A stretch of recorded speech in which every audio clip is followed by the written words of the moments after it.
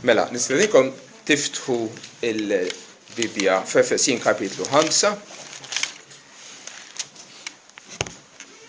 u ninkoraġġikom biex iżommuha miftuħa anke waqt il-pritkax ir-referenzi li se nagħmel waqt il-prit ħajkunu kważi kollha mill-ktieb tal-Efesjin. Mela, Efesjin kapitlu 5 u se naqraw l-ewwel 20 vers.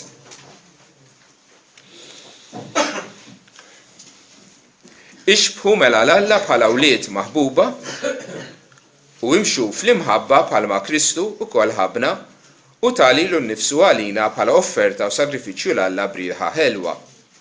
La iż-żena lanqas ebda faħx jew ir-reba m'għandhom jissemmew darba waħda biss fostkom kif jixraq lil qaddisin. Lanqas kliem moqżies u kliem iblaħ u ċajt li ma jixirqux, imma aktarx ratt il-ħajr.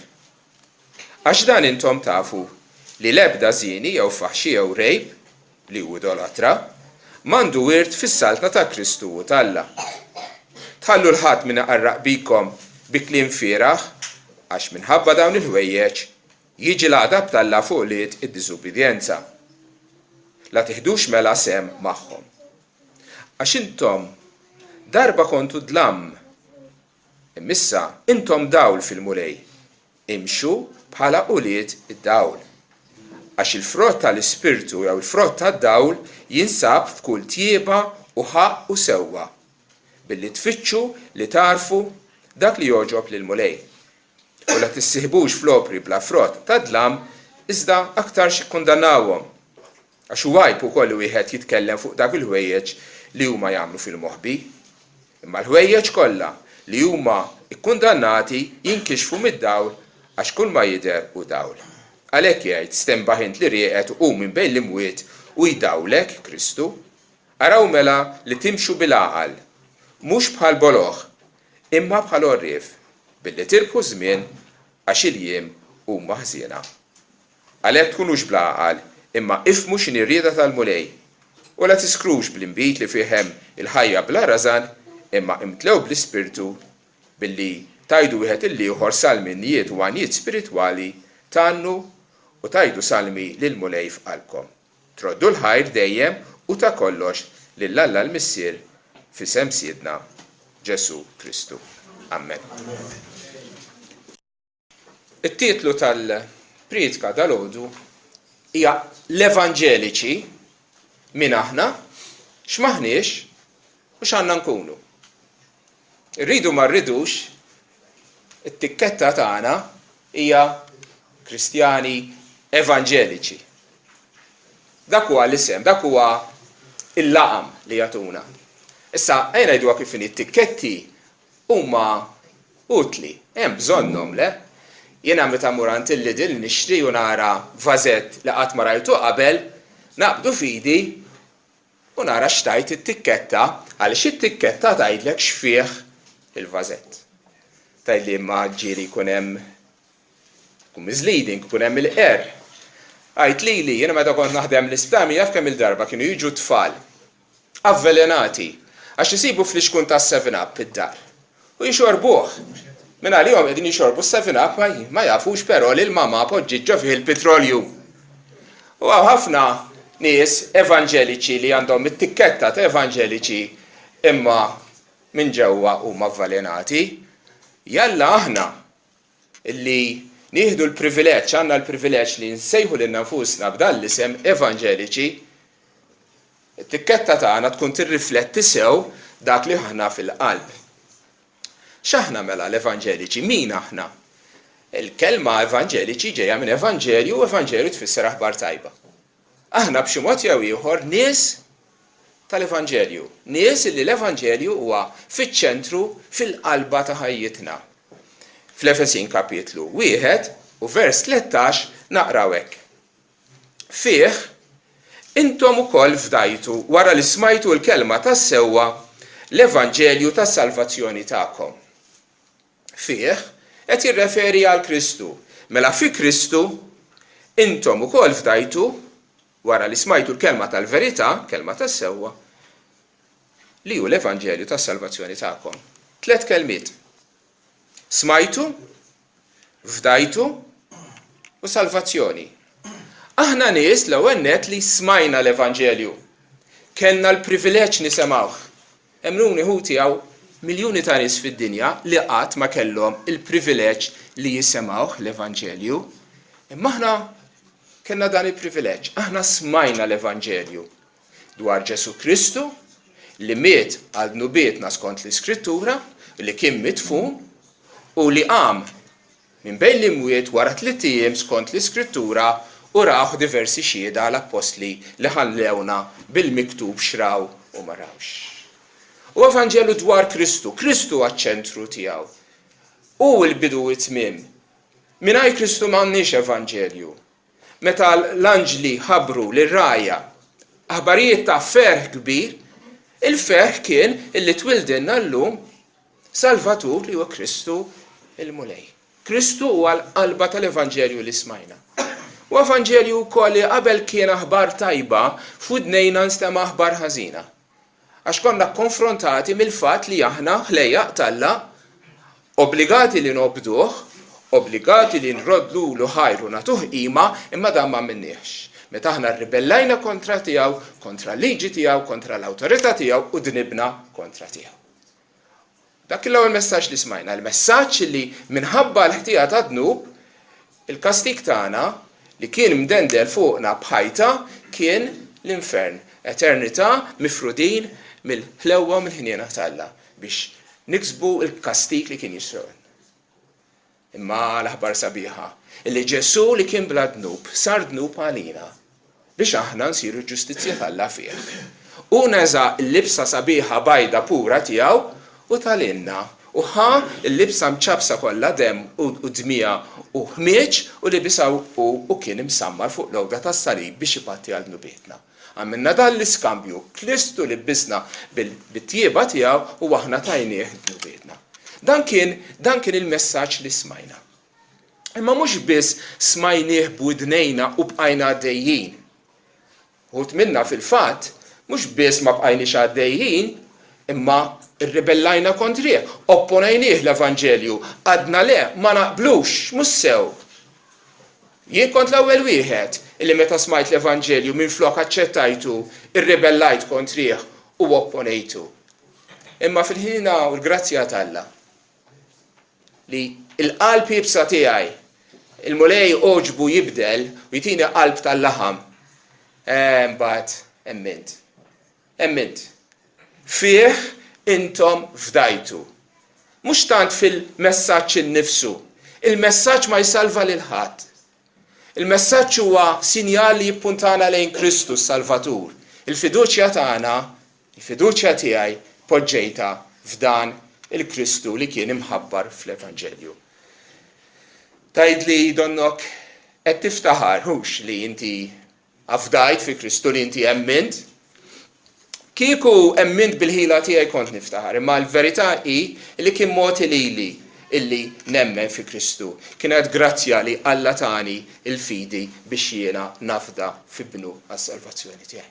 Jekk ħaniftaħar, bih tiegħi ħaniftaħar fih u fil-grazzja tiegħu. Mela smajna il-Vanġelu, afdajna fi Kristu u r-riżultat kien hawnhekk jgħidlu l-Evanġelju tas-salvazzjoni tagħkom, tal-ħelsien tagħna. Aħna li konna ħatjin, issa aħna maħfura. Aħna li konna ikkundannati, aħna issa ġustifikati. Aħna li konna mingħajr Alla u mingħajr ebda tama fid-dinja, issa Alla sar missierna, issa għandna tama li aħna nirtu ma' Kristu dak kollu li huwa tagħna. Araw il-bidla li ġab f'ħajjitna l-Evanġelju. Ħbieb, jiena Italija kuntent b'dan il-laqam li jiena evanġeliku. Għax kien permezz tal-Evanġelju li jien li darba kont mitluf, issa misjub. Darba li kont bla tama, issa għandi tama. Darba li kont miexi fi triq li twassalni għal telfin fl-infern l-eternità, illum ninsab miexi fi triq li twassalni fid-dar tal-missieren fuq. Kuntenti li intom evanġeliċi. Kemm għandna nkunu grati lejn Alla ta' dan l-isem li aħna nġorru. Aħna evanġeliċi. Dak min aħna? Imissa ħanajt aħna l-evanġeliċi x'maħniex mod negattiv.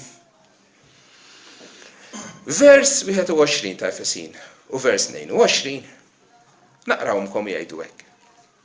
Fih għal darb'oħra fi Kristu il-bini kollu imaqqad tajjeb flimkien jikber f'tempju mqaddes fil-mulej li fih fi Kristu intom ukoll mibnijin flimkien biex tkunu l-amara tal-Alla permezz tal-Ispirtu.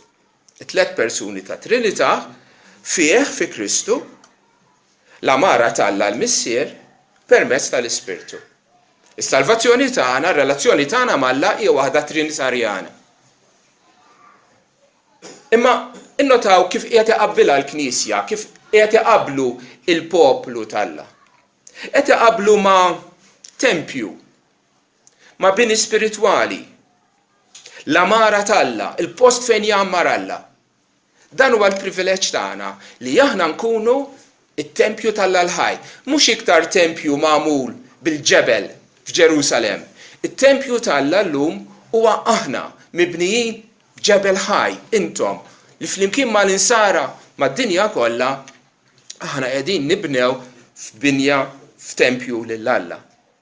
Jekk inħarsu lejn il-vers fih il-bini kollu imaqqad tajjeb flimkien jikber f'tempju mqaddes. Il-verb jikber huwa fil-preżent. Biex nifhmu s-sens tiegħu irridu ngħidu qiegħed jikber f'tempju.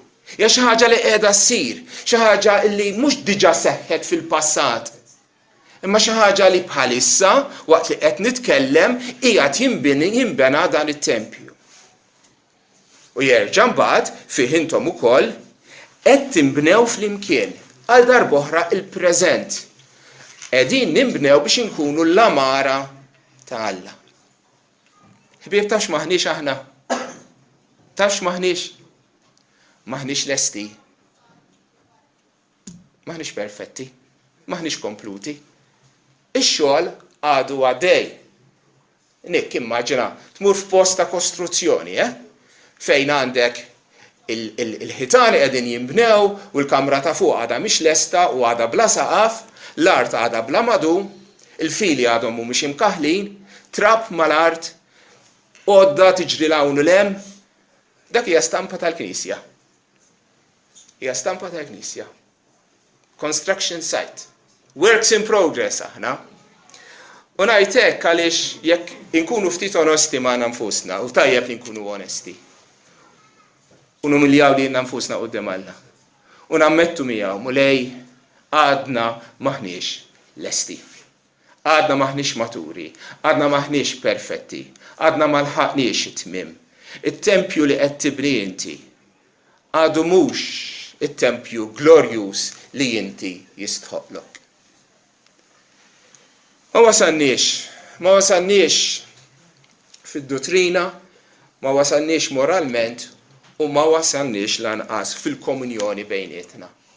Ħanajt xirrid ngħid. L-ewwel nett fid-dottrina ejja nkunu onesti. Ma wasalniex. Min minna jista' jgħid jiena naf dak kollu li hemm fil-Bibja. Xi wħud minna laqqas biss qrawha kollha. Aħseb wara kemm nafuha. U dak li nafu nkunu ħalli issa npoġġi kollox ċar. Hemm ħafna affarijiet li nafu huma tajbin. Aħna nistaqarru li hemm Alla wieħed il-Missier li jista' kollox u fuq ibnu x'għamel Ġesu u l-mewt u l-qawmin tiegħu nemmnu fl-Ispirtu Santu fil-qawmien li ġej fil-ħajja eterna fil-ġenna fl-infern. Dawn l-affarijiet kollha nemmnuhom u nistaqarruhom mal-insara matul is-snin. Dak nafuhom. U nafu aktar affarijiet, imma kemm hemm affarijiet li għadna ma nafux, li qegħdin fil-ktieb li Alla tagħhomna fis-sillabu tagħna u għadna ma smajnihomx, ma minnihomx, ma fimnihomx. U dak li nafuh u mħallat ma' ħafna żbalji. L-eternità biss, meta nkunu n-naħa l-oħra tal-ġenna nibdew nirrealizzaw kemm kellna qbut u trapp u ħmieġ fi ħsibijietna rigward il-veritajiet li Alla tagħna. Iva, dottrinalment għadna ma wasalniex. U jekk inħarsu anke lil mill-Knisja tagħna, Knisja Universali, Knisja Kattolika, ġifieri dak kollha li jemmnu fi Kristu, ejja nammettu wkoll u din nagħmluha b'ċertu sens ta' dieqa id-diviżjonijiet li hemm fid-dottrini bejn insara u oħrajn. Kristjaneżmu maqsum min nofs bejn Arminjaniżmu u Kalviniżmu. Il-Kristjaneżmu maqsum min nofs bejn dawk li jemmnu li l-għotijiet mirakolużi ta' żmien l-apostli waqfu mal-apostli u dawk li jemmnu li għadhom sejrin sal-lum. L-amministrazzjoni tas sagramenti, hu l-ma'mudija, min jemmen li trabi tista' midhom oħrajn jgħidu li le. Hu jinnaf il-futur, il-profezija, min jemmen li ġej millennium, min jemmen li l-millennium huwa issa s-saltna ta' Kristu. U min jgħid li diġà ġie.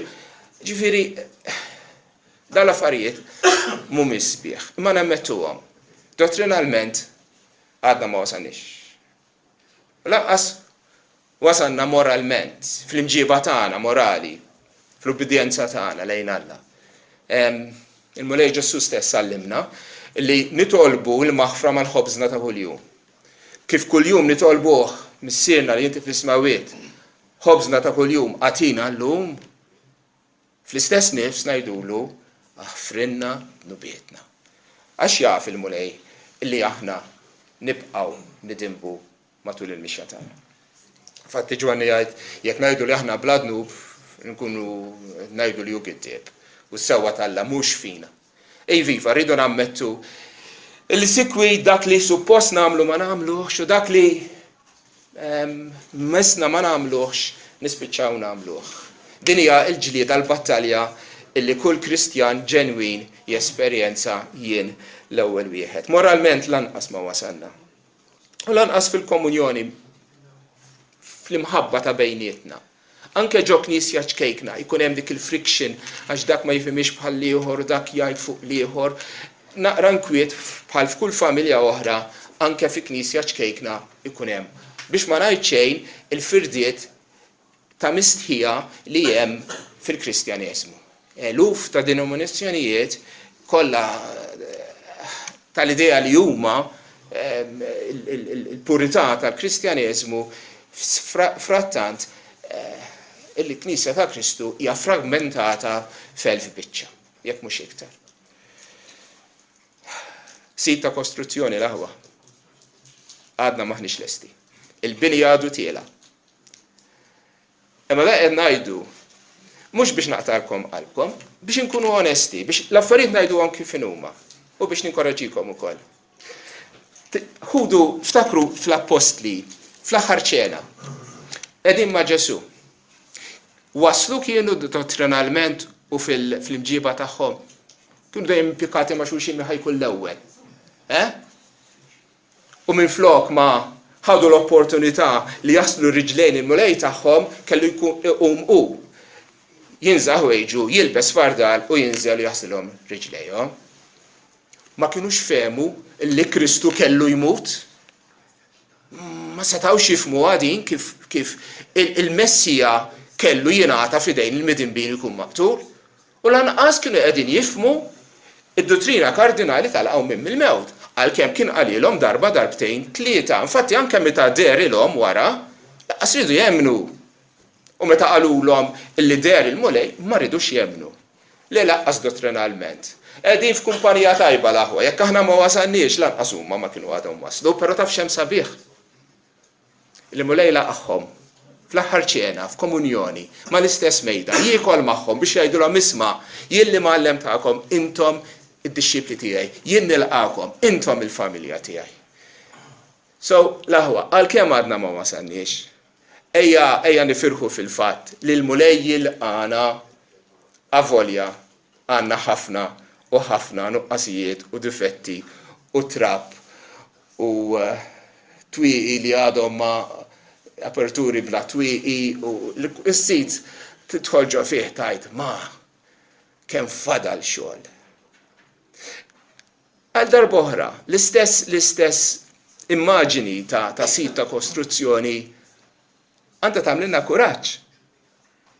Mhux biex impoġġu bil-qiegħda jgħidu issa m'hemmx tagħmel, hekk qiegħed il-bini m'hemmx tagħmel, issa ħallih kif inhu. Le, jekk il-bini għadu mhux lest, x'iridu nagħmlu? Ejja, nxamru, ħanaħdmu, għax fadlilna x'nagħmlu. U dak li jrid ngħid tielet ħaġa. Min aħna, evanġeliċi, smajna l-evanġeli konna salvati bih, x'maħniex, għadna maħniex lesti moralment, dottrinalment, fil-komunjoni bejnietna, imma x'għandna nkunu? Għandna nkunu biżla biex dak li għadu mhux lest, jitlesta. Niftakar dik l-istorja ta' dak it-tifel li kien qiegħed fis-Sunday School u kien qed iġib naqra ruħu ħażin. U t-teacher qaltlu Johnny, min ħalqek? U Johnny qalla ħalaqni Alla. U t-teacher qaltlu ma tantx għamel biċċa xogħol tajba bik. Alla teacher. Alla ma Ġesu għadu mhux lest. Għad fadallu x'jagħmel fija. Dak u aħna. He ain't finished with me yet, Alla. He ain't finished with us yet.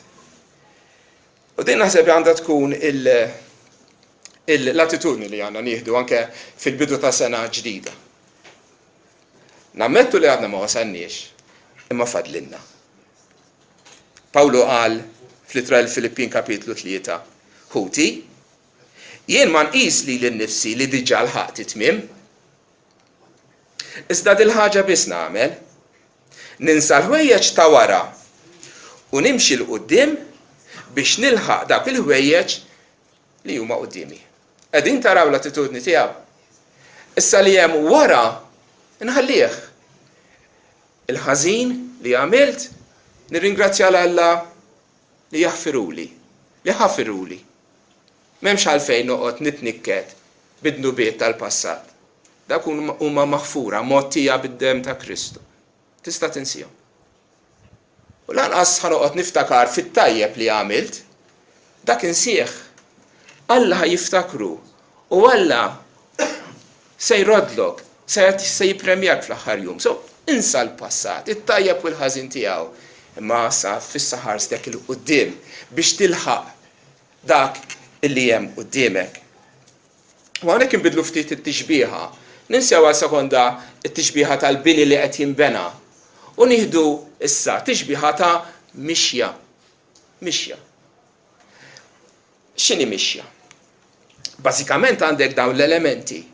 Trid tibda minn x'imkien, trid tgħaddi minn triq u trid tasal x'imkien.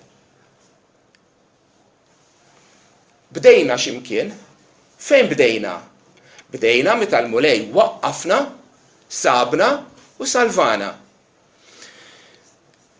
Ma konniex bil-qiegħda, konna mexjin, imma konna mexjin bil-rivers. Jgħidilna f'Efesin kapitlu 2, intom imxejtu fl-imoddi skont il-mixja tad-dinja. Fid-dnubiet u fil-ħdijiet tagħkom. Konna mexjin għar-rasna fil-ħażen mal-bqija tad-dinja skont il-ħsibijiet u tmexxija ta' Satana. Inwettqu x-xewqat ħażina ta' ġisimna. Hekk konna. Mal-mulej arrestana fit-triq. U qalilna iqaf. Dur. Indem. Ħatibda triq oħra. Fl-ittra l-Efesin li rajna dal-għodu, hemm ħafna referenzi għal din il-mixja u nixtieq naqrahomkom. Jekk tridu seguni fil-Bibja tistgħu wkoll Efesin kapitlu 2, nibda minn vers 2 fejn jgħid li fid-dnubiet intom mxejtu fl-imoddi skont il-mixja tad-dinja. Imbagħad vers 10 tal-istess kapitlu jgħid għax aħna xogħol tiegħu. Maħluqin fi Kristu Ġesu għall-opri tajba li ħejja minn qabel biex nimxu fihom, biex nimxu fl-opri tajba. Imbagħad, kapitlu 4 vers 1 sa 3 jimmela l-proġinier tal-mulej nitlobhom bil-ħniena li timxu kif jixraq lis-sejħa li jien biha kontum sejħin. Bl-umiltà kollha bil-ħlewwa bis-sabar taħnu lil xulxin bl-imħabba titħabtu biex iżommu l-għaqda tal-Ispirtu fir-rabta ta' sliem. Imbagħad kapitlu 4 vers 17 Dan jien ngħid mela u nixed fil-mulej li ma timxux iżjed bħalma jimxu l-ġentili l-oħra wara l-fruwa ta' moħħhom. Imbagħad kapitlu 5 vers 1 u 2 ixbħu mela l-Alla bħala wlied maħbuba u imxu fl-imħabba bħalma Kristu wkoll ħabna u talilu nnifsu għalina bħala offerta u sagrifiċċju lill-Alla briħa ħelwa. Imbagħad kapitlu 5 vers 8 u 9 jgħid għax intom kontu darba dlam imma issa intom dawl fil-mulej imxu bħala wlied id-dawl għax il-frott tal-Ispirtu jinsab f'kull tjieba ħaq u sewwa. U l-aħħar waħda, kapitlu 5 vers 15 u 16, araw mela li timxu bil-għaqal, mhux bħal boloħ imma bħal orrif, billi tirbħu iż-żmien għax il-jiem huma ħżiena. Dan hu li għandna nkunu. Għandna nkunu nies mexjin mhux iktar bħal ma mxejna fl-imodni fid-nubiet u fil-ħtijiet, mhux iktar bħal ma jimxu l-ġentili l-oħra, il-pagan, in-nies ta' madwarna fil-fruwa ta' moħħhom, imma jgħidilna biex nimxu bil-għaqal, jgħidilna biex nimxu bl-imħabba, jgħidilna biex nimxu bħala quliet id-dawl. Id-dawl li huwa simbolu xek ta' dak li huwa sabiħ, ta' dak li huwa pur, ta' dak li huwa ġust, ta' dak li huwa tajjeb. Qabel konna mexjin l-hemm, issa rridu nimxu fid-dawl, rridu nimxilaw fit-tjieba, billi nagħmlu dak li jusewwa, billi ngħinu l-xulxin. Fl-imħabba bħalma Kristu ħabna. U din għandha tkun faċli għalina. Jekk aħna konna mogħtija daqshekk ħniena u tjieba u imħabba mingħand Kristu li sansitra mita għalina, m'għandniex insibuha diffiċli illi nħobbu li xulxin. Nagħti eżempju wieħed. Jekk jien offendejtek, aħfirli, għax inti lilek ukoll ħafirlek ħafna aktar Kristu meta miet għalik fuq is-salib. Hemmhekk nuru fil-prattika l-imħabba lejn xulxin. Li tarani fil-bżonn u t-tieni daqqatit. Għax Alla wera ħniena miegħek ukoll. Jgħidilna biex nimxu kif jixraq. L-sejħa li bija konna msejħin, x'inhi din is-sejħa? Hija sejħa li ngħixu f'familja waħda, f'ġisem wieħed, il-ġisem ta' Kristu. U allura għandna nitħabtu biex nżommu l-unità bejnietna fir-rabta ta' slim. Hija kwistjoni wkoll ta' attitudni tal-qalb, b'umiltà. Mhux kulħadd ħsiebu biex ikabbar lilu nnifsu u jidher l-ewwel, imma ħankunu bħal Kristu li għalkemm u il-mulej tagħna ma ddejjaq xejn jinżel biex iservina. Ħalli jkollna l-istess attitudni ta' umiltà biex inservu li xulxin. Meta għandek nies li kulħadd ħsiebu kif ħajamel biex iservi l-ħadd ieħor, hemmhekk ħajkun hemm unità ġenwina, l-unità tal-Ispirtu. Din mela hija s-sejħa tagħna ħbib tiegħi li nimxu fil-qdusija, li nimxu fl-imħabba, li nimxu fl-għaqda bejnietna.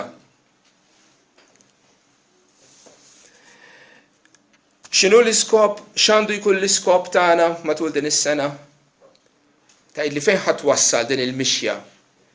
Il-mixja eventwalment se twassalna l-ġenna, le? Imma l-enfasi hawnhekk mhux fejn ħadd tkun id-destinazzjoni finali tagħna. L-enfasi hija t-triq li se twassalna f'dik id-destinazzjoni. Hija triq ta' mħabba, triq ta' dawl, triq ta' paċi u unità bejnietna.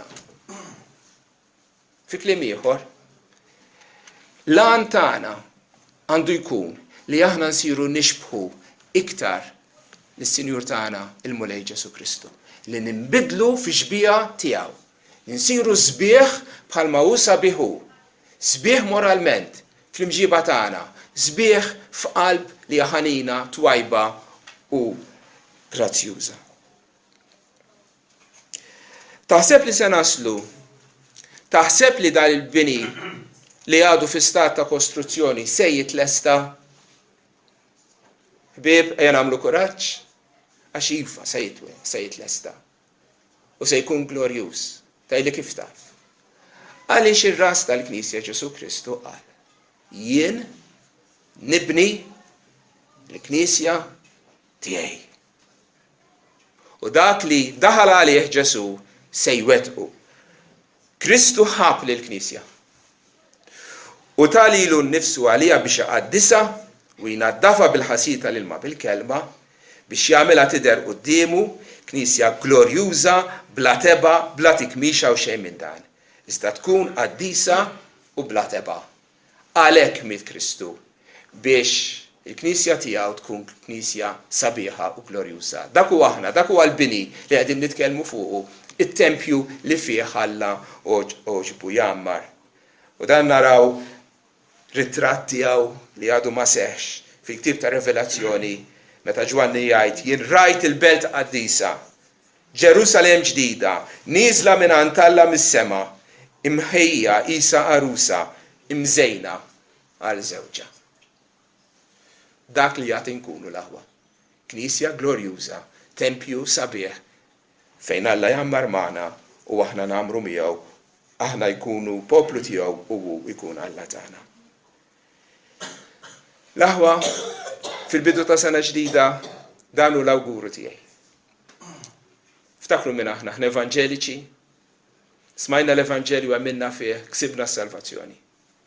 Nammettu li għadna ma wasalniex, nammettu li fadlinna ħafna xogħol xisir, imma nagħmlu l-kuraġġ u nimxu f'dik it-triq tal-imħabba u l-verità. Għaliex fl-aħħar mill-aħħar dak illi l-intenzjoni tal-mulej tagħna se jseħħ. Jien għandi qalbi qawwija f'din l-istess ħaġa li dak li beda fikom xogħol tajjeb itemmu sal-jiem sal-jum ta' Ġesu Kristu. Amen.